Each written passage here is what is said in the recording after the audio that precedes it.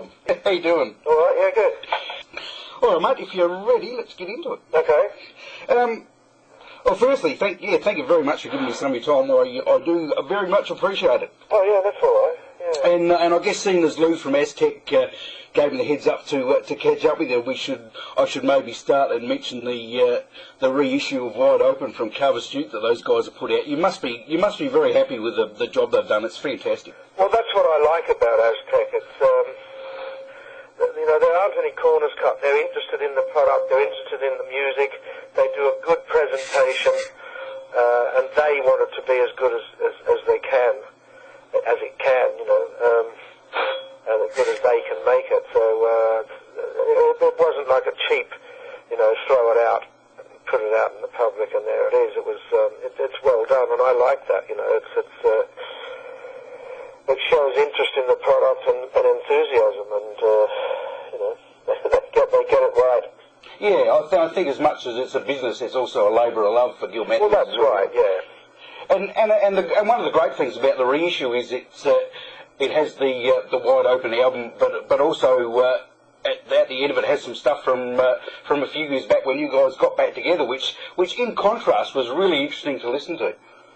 Well, I suppose they always want bonus material. When you release something or re-release something that's already been released, some time ago, quite often either the public or the record company, or probably both,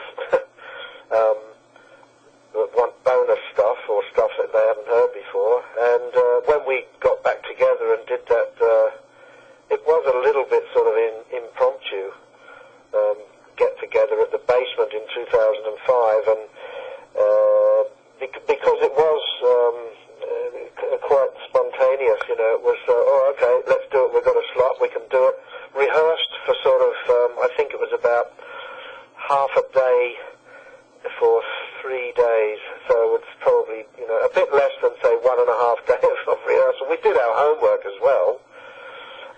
We all did our sort of listening to them and trying to play that way again, because that busy way of playing is quite different to what we're all used to for many years, since then, which was like 35 years ago. So it ended up sounding quite a lot like the original band, which I was pleased with, because quite often bands get back together and try to recreate something, and it's like trying to reheat a souffle. It just doesn't happen. Well, like you said, it's 35 years. It was a long. Was there immediate magic when you got back together with Dennis Wilson and Tim Gaze? Immediate. I suppose so. It was. I know the very first day that we rehearsed, I did feel a bit sort of down. I thought, are we trying to reheat a souffle here? Are we trying to recreate something that's never going to be recreated? Or it was a little bit sort of disheartening, because it was, the first time getting together, playing that stuff, playing that way. The first time in 35 years, so it was a bit harrowing, Oh, yeah. But by the second day, I thought, yep, that is going to work. It's starting to, take shape. It's starting to sound good. And Mark Marriott, the drummer, who was the only member that wasn't an original member from back then, did a great job, I thought. Danny Davidson, who was the drummer back in the 70, 71 era, was a good drummer, but God, he's there's no way that we could work with him again. So we didn't have a choice. We had to get another drummer, and I'd worked with Mark Marriott on a couple of sessions, and I liked his playing, and he's a good lad as well. So he worked very well, and by the third day we were getting more confident. It was starting to sound a bit more like the original Carver Stute, and by the time we did that basement show, which I suppose you may have seen the DVD of it. I have, yes. Yeah. And we've had so many good comments on that. People love it. Even people that didn't know who Carver Stute was, didn't have any history of the band from back then, first time seeing us, loved it. It was something that we got very, very good feedback from. So it's just such a shame that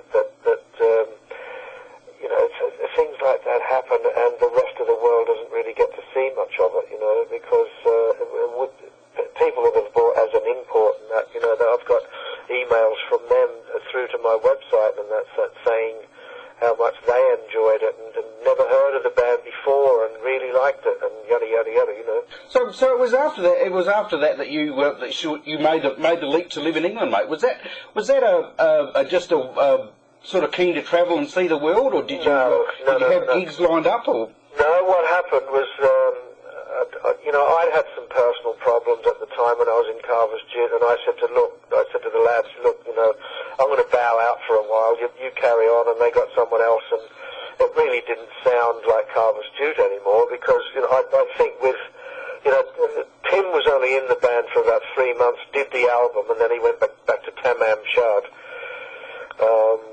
And then Dennis and Danny and I were a three-piece for quite some time, and it worked very well as like a power trio, But then I got, I had problems, and I just said to them, I'm going to drop out, and they got someone else. But it really didn't sound like Carver's Jute. I think if any one of the three of us that had dropped out, it wouldn't have, and it didn't when I dropped out. So they carried on. They went to England in the May of '71.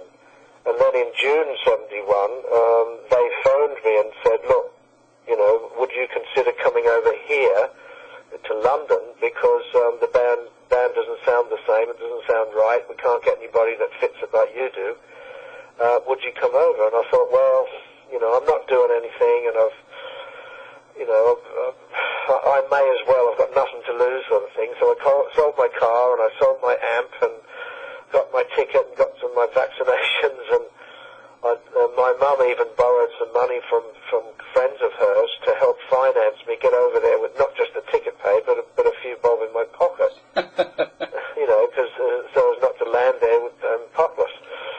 But when I did get there, about 2 days before I was supposed to leave, and I can't remember if it was the night before I was supposed to leave or a couple of days before I was supposed to leave, they phoned back and they said, it's all right, doesn't matter, we found someone now. Not there for nothing sort of thing, I did know Clive Coulson, who worked for Led Zeppelin, and he'd been the singer with a band here with Dennis and me called Mecca.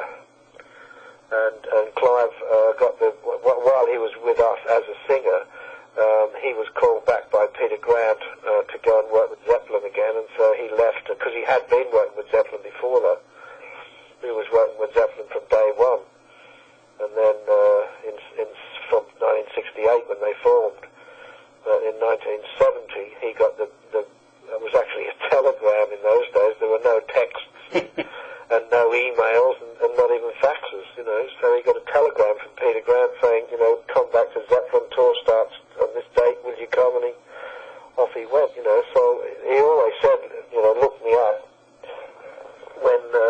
if and when you come to London. So I did, and he was a major help, he said to me, you can stay here at my flat for as long as you need to, which I did. I think I was there for about 6 or 8 weeks, got myself a bit sort of established, and he was the one that about 6 or 7 months later he came into I was working in a vegetarian restaurant, and he came in one day with a piece of paper with a phone number and the name Stan Webb on it, and he said, Stan Webb, he's got a band called Chicken Shack blues band. They were very well established and quite a name band. He said they're looking for a bass player, give him a call, and I ended up joining Chicken Shack thanks to Clive. So Chicken Shack, was that the band that Christine McVie was in at some stage? Yeah. She used to be Christine Perfect. That's right, yeah. John McVie, yeah. There was actually, I can't remember who did it, but there was a record released. It was about the 4 big blues bands at the time. There was Fleetwood Mac, John Mayall, Chicken Shack, and Savoy Brown. And somebody released a record with a song called I've Got the John Mayall, Chicken Shack, Savoy Brown, Fleetwood Mac Blues. yeah. So they were the 4 big blues bands at the time. Although Stan had gone a bit more sort of rockier blues, a bit more sort of hard edge, But a good player and a great bloke, and I learnt a lot from being with Stan. I was only, 21 or something when I joined. Actually, I joined Chicken Shack on my 22nd birthday. England in those days, especially with nothing to go to, because I thought originally I was going to be going to rejoin Carver Stute and do something there. But, you know, as I mentioned, within a couple of days of me leaving, I got the phone call saying, doesn't matter, don't bother. So I was going to nothing, you know, and in the first couple of months I cleaned people's houses and flats, and then I ended up with the job in the vegetarian restaurant, and I think I was there all told about 7 months before I got the gig with Chicken Shack. So paid my dues, and indeed. Yeah, and I was only 21 at the time, and Australia in those days was an awfully long way from England, and you know, I was just a boy from a suburb in Sydney called Chester Hill, you know, so I was just a Chester Hillbilly. Well, I first sort of remember your name popping up in a band called Widowmaker, but before that you were in Mungo Jerry, weren't you? That's right. Well, and they were huge in Australia. What's that? They were a huge band in Australia. Well, they were huge everywhere. Yeah, Mungo Jerry was a very big name band, because I remember while I was still here in 1970, Mungo Jerry had their first big hit with more as a sort of jug band, blues band sort of thing, with that song In the Summertime. Yeah. It went enormous all around the world. It sold something like 11 million copies, which is an awfully lot of records, you know. Especially back then. Yeah, and then by 1973, when I was still with Chicken Shack had the same management as Mungo Jerry, and Ray Dorset, who's the main bloke in Mungo Jerry, he wanted to have a Mungo Jerry that was a bit sort of, still had that blues feel and taste, but a bit rockier, and the only thing I didn't like about it was a little bit poppy. You know, it was more of a sort of poppy version of the blues, and you know, he was into having hit records and that, which I suppose I can't blame him, but I went from Chicken Shack. Really, I was talked into going into Mungo Jerry by the management, and I thought, well, you know, it's a step up kind of, and it'll be an experience, and it was, you know, because we had hit records and we did Top of the Pops and all that stuff, but the first song I did with them that was released as a single was a song called All Right, All Right, All Right, which went very big in England, and I think quite big in a lot of places. I think it got to about number 2 or 3 in the charts in England.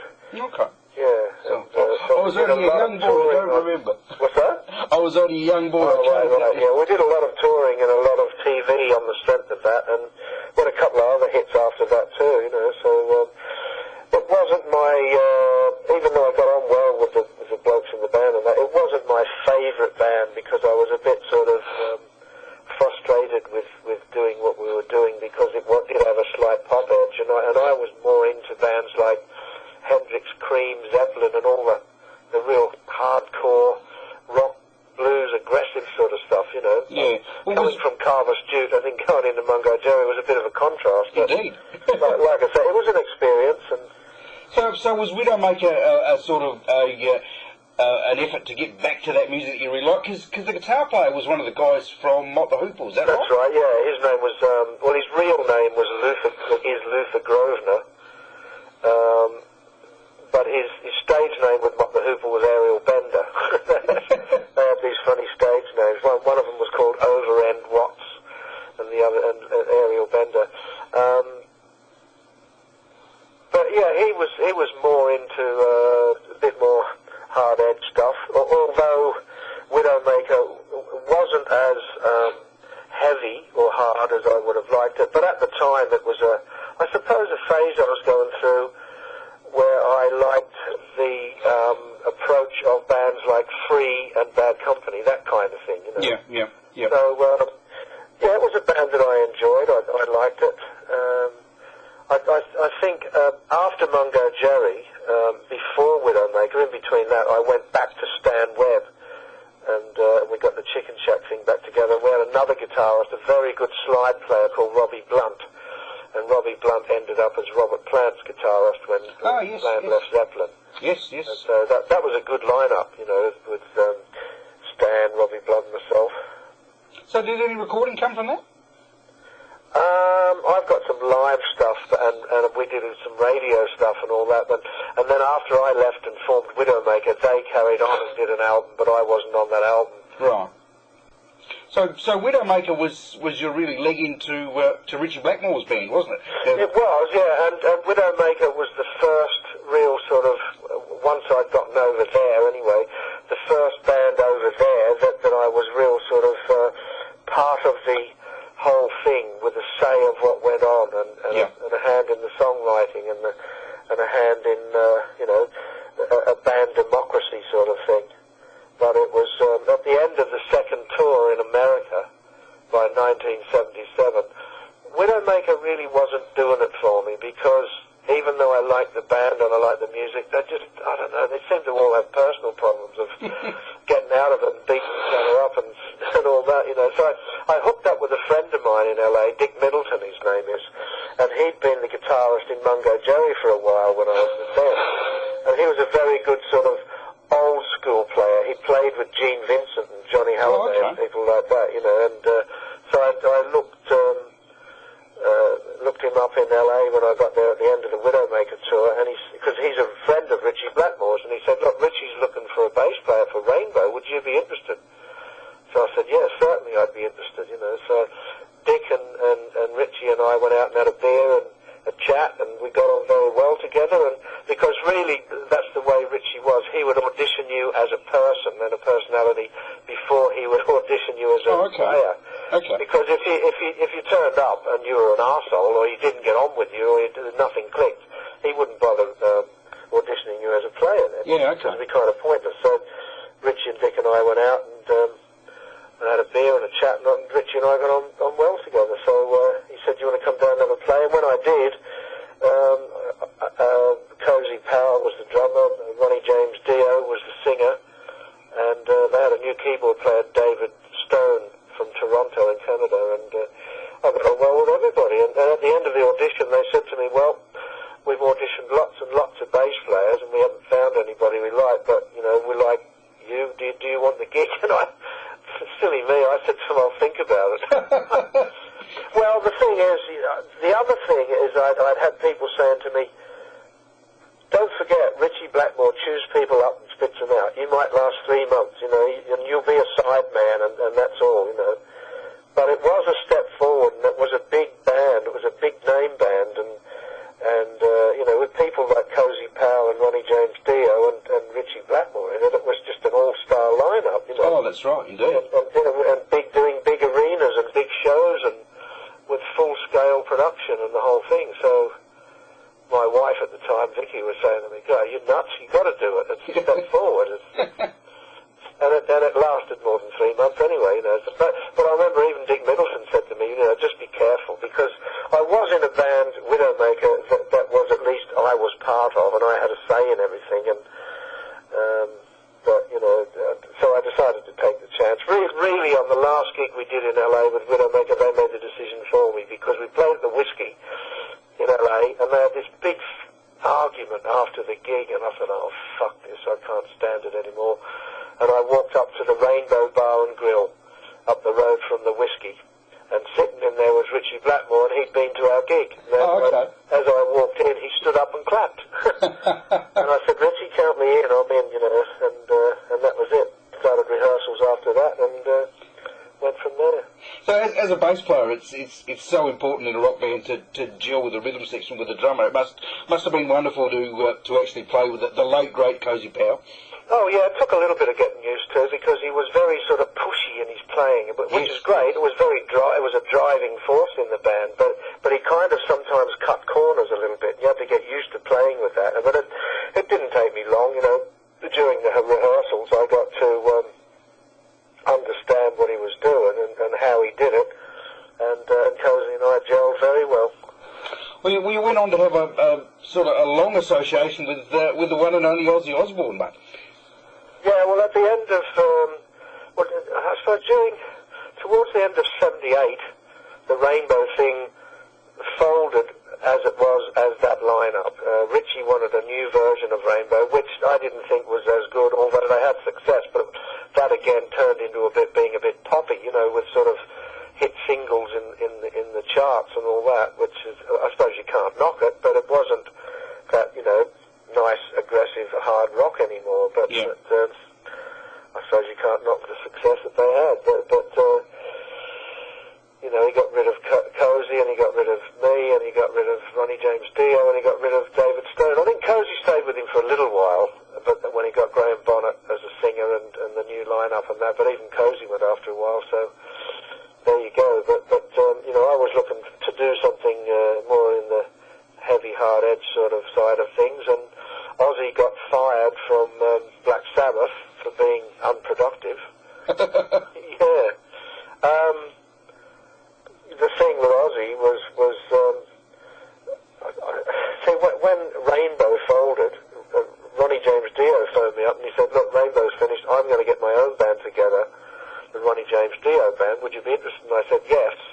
And so he said he was looking for guitarists, and he was looking at record companies that would be interested, and to get a budget together, and he said, when it's all put together, I'll fly you over and we'll get the band together. And there I was sitting in London waiting for him, and he said, look, don't do anything else. So I didn't, you know, and I was waiting to hear from Ronnie, and I heard from him a couple of times. But then one day I went out and bought Melody Maker, the you know, musical paper, and on the front page was Ozzy fired, Ronnie James Dio joins Black Sabbath. And I thought, oh, there you go, thanks for telling me. But as it turned out, I think it turned out for the best anyway, because I went up to a club in London one night, the Music Machine, and I went up there specifically because I was looking for something to do, and Ozzy was up there, and I knew I'd know people there because there was a band on there that night called Girl, and they were on the Jet Records label, and I'd been with Jet Records with Widowmaker, so I thought, well, I'm bound to at least know people up there. So I went up there, and I met one of the blokes from Jet Records, and he said, Ozzy's here, I'll introduce you. So he did, and Ozzy said to me, look, I'm trying to put a band together, would you be interested? I know you've just come out of Rainbow. So I said, yeah. So I went up to Ozzy's house, and we had a bit of a play, got a couple of his mates down from the local lads that were decent players, but they weren't world class, you know. So I said to Ozzy, look, you know, if you want to get serious about this, we've got to get other players, you know, if you want to do that, I'd be interested, you know. And he said, all right, he just walked out of his, I was in the kitchen with him, and he had this, like a rehearsal room built at the side of his house, and he walked out of the kitchen, he said, all right, lads, pack up, it's not working out, you can go home now. He just did it like that. Then he came back in, and we were having a cup of tea, and he phoned up Arthur Sharp from Jet Records, and he said, yep, Bob and I get on like a house on fire, the fire brigade's just left. And he said to me, I know this other guitarist in LA, a guitar teacher, his name's Randy Rhodes. And I said, oh, great, you know, get him over. So Jet Records flew him over. Now, when he said a guitar teacher, I expected to see someone in a pipe and slippers and not as such. Cardigan or something, you know, some, you know, official guitar teacher. But I walked into Jet Records, and there was Randy. This was at the end of '79 by this time. I think October or November. And there was Randy, and the three of us met up and had a chat, and we took a train up to, caught a train up to Ozzy's place in Stafford, had a play together, and it worked out really well. And Ozzy had a mate of his, a bloke called Spencer, that was a sort of a roadie and a gopher, and he could play a bit of drums as well. So he sat in with us while we were working out song ideas, and in between auditioning drummers. So at what stage did Lee Kerslake come into the band? He came in at the end of auditioning about 40 drummers we couldn't find. We were auditioning drummer after drummer, day after day, and Jet Records were finding them all over the place and sending them up. And, you know, some of them were nice blokes and decent players and all that, but they just weren't right, you know. And then right at the end of it, when Jet Records started pressuring us, saying, well, look, we need a product. You've got to get into the studio and record this album. If you haven't got a drummer, we'll just get someone that's a good player like Cozy or somebody to do a session. And then we'll keep looking for a drummer after you've got an album. We want a product. So the last person we had to audition was Lee Kerslake, and that was at Shepperton Film Studios. We auditioned him, and as soon as he started playing, Randy and I just looked at each other and thought, where the fuck have you been? You know, he was just right. He was just right for the band. He had that fire, the aggression, the heaviness, the punch.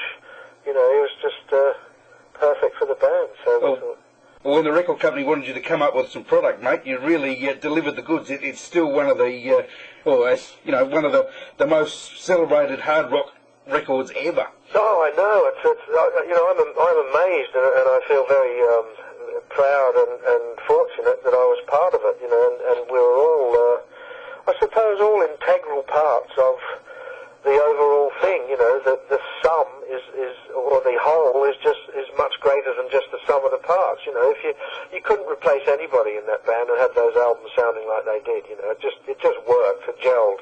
When Lee came in, it just completed the puzzle. It was the last piece in the jigsaw, and it just worked so well. And there you go. But I think it's very difficult to find copies of those, the original lineup and the original recordings, because the Osbournes took those original tapes and took me and Lee off and replaced us with other players that were with Ozzy at the time. So to make a point of, see, Lee and I were suing them for unpaid royalties. I was going to say, you actually wrote the tune. I had a hand in writing the tunes. Oh, Andy, I wrote all the lyrics. and co-wrote the music with Randy. It wasn't a matter of royalties on writing. I got my publishing royalties for songwriting. We were supposed to get performance royalties. Oh, okay. And then, you see, during the first album, Sharon Arden was nothing to do with the band. She was in America, we were in England doing it, and her brother David, who was with Jet Records, he was the son, and her brother, he was handling the band, and he got the ball rolling, and he did a lot of the groundwork. She came in, about, a good few months after we'd finished that first album, and then took over. And that's when she got the claws into Ozzy. And then she wanted to make it more of a sort of the Ozzy Osbourne band sort of thing, or just build Ozzy Osbourne, and we were all against that, Yeah. Because we'd had so much to do with writing the album and recording it and producing it and arranging the songs and all that. It was our baby, Yeah. And she came in and got the claws into Ozzy, ripped him away from his marriage and kids, and that was the end of him. Yeah, well, my humble opinion, but certainly that of many people around the world and things I've written, it's Ozzy's best work. So. Well, he's lived off the strength of it. Yeah. Ever since. And then look at his live set. It's probably about 70% of his live set is still songs from those first two albums. Mm. Well, is there tunes off those two albums that are really special to you? Well, I suppose all the classic ones, like Crazy Train, for instance, is like an anthem in America. They play it at the Super Bowl when the teams come on the field. It was used in a Mitsubishi ad for a four-wheel drive for months. It's been used for lots of things, but it's become one of those songs that with the sort of recognizable signature tune and riff and the whole thing, like Smoke on the Water or Whole Lot of Love and Hendrix things. It's up there with all them, So after that, you had a couple of years in Uriah Heep. Was that due to you sort of being mates with Lee? Yeah, Lee and I. Well, see, the Osbournes wanted to get rid of Lee and get Tommy Aldridge in, and I would never agree with it, and I didn't agree with it, and never have. And I was saying to them, look, it's not broken. Why are you trying to fix it? Lee's perfect for the band. Oh no, let's get Tommy. And Tommy Aldridge was a friend of Sharon's, and I think Ozzy had wanted Tommy Aldridge in the early days, but he wasn't available. And then when they had the album out and some, a bit of backing and a bit of dough behind them, they sort of pulled Tommy away from Gary Moore, But they used to pull me aside at the end of shows and that and say, let's get Tommy in, let's get rid of Lee, and I'd never agree with it. Yeah, yeah. So eventually, they got rid of Lee and me. Yeah. But they didn't really want to get rid of me, as history shows, because they kept on asking me back to co-write songs and write Ozzy's lyrics and all that, so... It's been written that the movie Spinal Tap was sort of based around a lot of Uriah Heep. Was that? No, there's one particular Did you have any experiences when you were there? Well, there's one particular story. So when Lee and I were ousted from Ozzy together, Lee phoned up Mickey Box, and I think Uriah Heep had stopped by then. So he said to Mickey, look, do you want to get back together? And I got Bob, and then we'll get a singer. So we did that, and it worked very well. But there's one particular story in Spinal Tap that came from us, because John Sinclair, the keyboard player, with Uriah Heep, had been in the pilot of Spinal Tap before it was released as a, let's see how it's going to go. He would be, but when they did the proper film, he wasn't available. I think it was when we were recording or something, so they used a different Viv Savage, who was the keyboard player in Spinal Tap. But John had told them about a story about us on the road with the Heep in America. We played at an Air Force base. And when we played at this Air Force base, oh, God, it was just so cheesy and corny. We turned up, and there was this big sort of sandwich board made outside, standing up with this sign on it that said, "Tonight, Uriah Heep sold more records than ABBA." Oh, fucking joke. It was made of like homemade sign with glitter on it and everything, Anyway, we set up on the stage, we were ready to go, and we turned the amps on, and we looked down, and all these people in Air Force uniforms and ball gowns. And we thought, fucking hell, this is supposed to be a rock gig, and it was just so funny, And then as we started playing, we were getting messages coming from the conning tower and the control room and everything of the Air Force base coming through our amps. So that's why that is in Spinal Tap, because that really happened to us. Oh, beautiful, fantastic. Well, you back to Gary Moore's band, didn't you? Oh, yeah. Well, the first time I worked with Gary was, I think, right at the end of '84. Right. When, actually, no, I think I did a session with him before that. I did a session with Gary on some tracks on his, I think it was the Corridors of Power album. Did some tracks on that, and then at the end of '84, he was doing a live video in Ireland called Emerald Isles. Yes, I'm familiar with that. Yeah, and he asked me to do that, so I had to, and I think I was with Ozzy then still.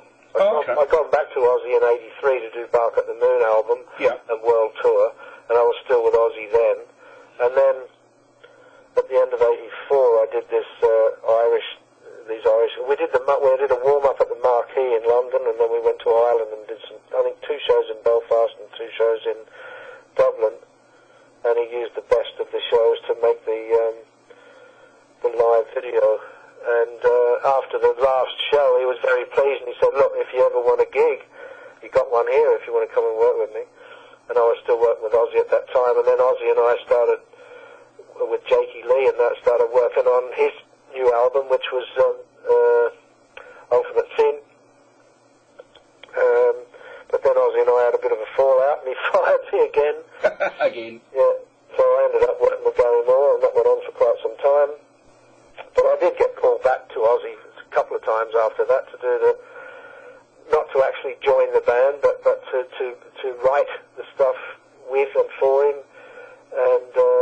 and record, which was the No Rest for the Wicked album, and then in '91 the No More Tears album, which went big. That is a great album again, indeed. Yeah, that did very well. And in that period too, you had a brief stint in Sabbath, didn't you, with Tony Well, we didn't actually join the band. It was Jeff Glixman, who was the producer on the Sabbath album, was in Montserrat in the West Indies at Air Studios, George Martin's studio there. He had 2 studios there, one in London and one in Montserrat. The Beatles producer, George Martin. And Jeff Glixman phoned me from there, and he said, "Look, I'm doing a Black Sabbath album at Air Studios in Montserrat. Would you be interested in playing on it?" And I said, "Yeah, sure," because I had time off from Gary Moore at the time. Right. And the bass player they'd had, he had some personal things he had to take care of, and went back to America, and he couldn't do the album. So I went in and played on the whole album, and helped them write it, and helped lyrics and all that sort of thing. And then at the end of recording the album, the manager Patrick Meehan and Tony Iommi asked me to actually join the band, but I said, well, I wasn't that keen on the management side of things, and the other members were telling me that they had complaints about how things were being handled and how they were being treated, and I thought I was a bit wary, you know, so I wouldn't join, because I was happy with Gary Moore and I was with Gary anyway, so I just kept on doing that, and so I just did the one Black Sabbath album, Eternal Idol, which I thought was a very good album too. Yeah, it is a very good album indeed. It had a bit of a departure, but a very good album indeed. It is. Yeah. Did Eric Singer very early on the track where he wasn't really a known name? Well, he was the drummer with Sabbath at the time. That was my first connection with Eric Singer. He was the drummer with Black Sabbath on Eternal Idol. And then later, that was 86, that was about October 86. And then in 87, Gary Moore was looking for a drummer, and I said, well, Eric Singer that I worked with Sabbath is very good. So he got him over and he auditioned, and Eric worked out very well, so he was with the Gary Moore band then. And from that, later on, he went to Alice Cooper and then Kiss, and he's done very well for himself too. He is indeed, and a fine drummer he is indeed. Yeah, he's a nice bloke, old Eric too. I usually see him when he comes out here. And one of the other guys I wanted to just briefly mention was Yngwie Malmsteen. You also played with on his Odyssey album, didn't you? Yeah, that's right. That came from Jeff Glitzman as well. Right. Because I'd worked with Jeff Glitzman with the Sabbath album, I had a connection with him, and I was on the road with Gary Moore in America in 87, and towards the end of the tour, I knew Jeff Glitzman was going to be in LA, so I got in touch with him, and he said, well, I'm doing an album with Yngwie Malmsteen. He said, do you want to play on some tracks? Because they didn't have a permanent bass player at the time. They had the drummer, keyboard player, and Yngwie, and the singer, which was Joe Lynn Turner. He was doing the album. So I hooked up with them at the end of the tour, stayed on in LA for a little while, and did some tracks with Yngwie. That was another situation where they asked me to join the band, but I was with Gary Moore, you know, and I was comfortable with Gary Moore, and Yngwie asked me to join the band. I thought, well see, I was in an English band, you know, I was living in England, and it was much more convenient and comfortable, and I knew Gary very well, and we got on very well, so I just said, yeah, well, thank you, but I'll have to decline the offer because I prefer to stay with Gary. Then you moved back to Australia, mate. What was the what got you thinking to finally come home after all that time? Well, I'd started working a lot in America with a band called Mother's Army, and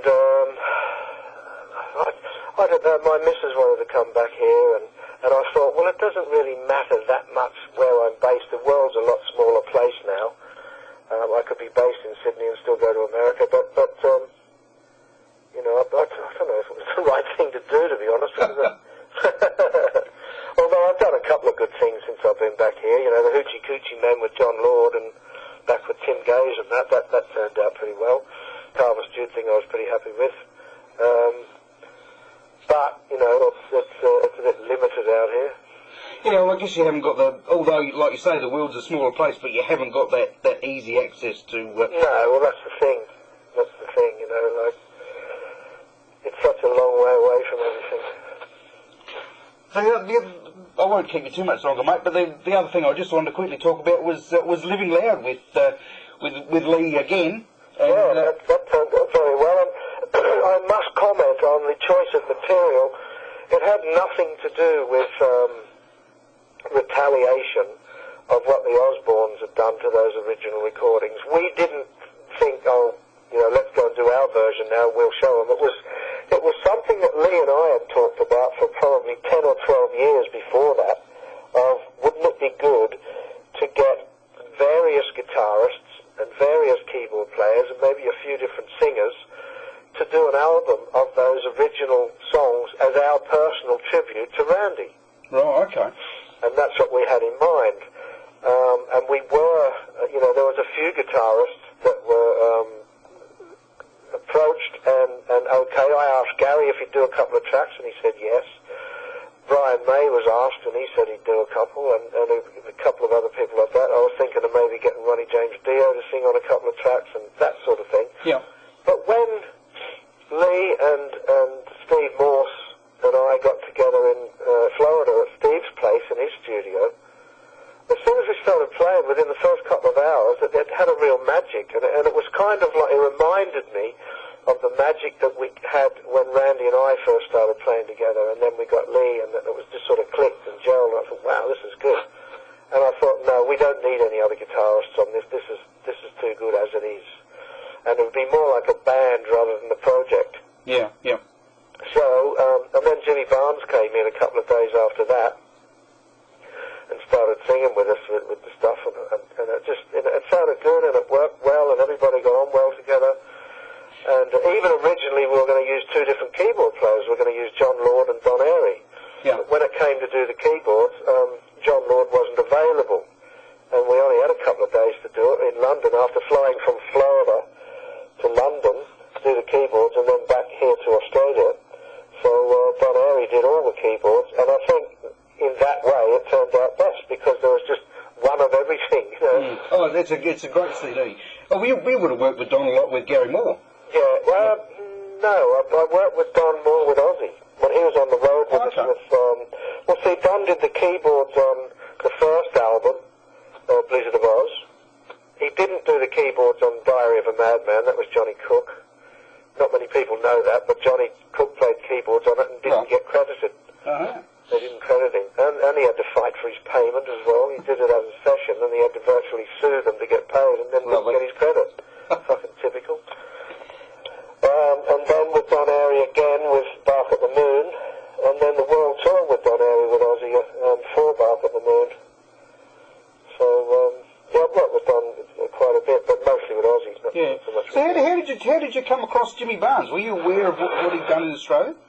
No, what happened was when I did this thing with John Lord at the Basement in 2003 with the Hoochie Coochie Men, that was a bit of an impromptu thing too, because John was here to do his classical music thing, and he was supposed to play at the Sydney Opera House, and a little gig at the Basement, and a couple more, one in Melbourne, but he did something to his thumb, and he couldn't play a classical piano properly, so it's not so difficult with an electric organ. So, rather than go home and do nothing, Drew Thompson, who was a friend of mine and the promoter on John's tour, he phoned me and he said, "You know John?" I said, "Yeah." And he said, "Well, he's in Sydney." And I said, "Where is he?" And he said, "Whale Beach." And I said, "Oh, that's just up the road from there, on the northern beaches of Sydney." So John and I got together and had a dinner. I gave him a copy of the Hoochie's album, the studio one that we'd done before the live thing we did with John. Yeah. And he had a listen, and we had a couple of quick rehearsals, and off we went and did some shows and got filmed and recorded and everything doing them. So during the gig in the Basement, Jimmy Barnes got up and did a couple of songs with us.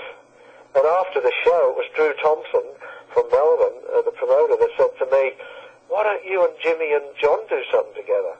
So that's where the first suggestion of the Living Loud thing came from. Okay. It was originally going to be me, Jimmy, John Lord, and maybe Steve Morse, but then again, John Lord left Deep Purple and Don Airy took over, and and I said, "Well, yeah, I've got the perfect drummer as well, Lee Kerslake, Yeah, yeah. So Lee and I decided to do that project that we'd always talked about of doing some of the old songs we did with Randy and Ozzy as our personal tribute to Randy. But like I said, we talked about that for years, so it wasn't retaliation to what the Osbournes did to those original albums. And it did come up really, really well, those songs. Oh, I was so pleased with it. Those songs really came up well. I just wish it had been promoted better, and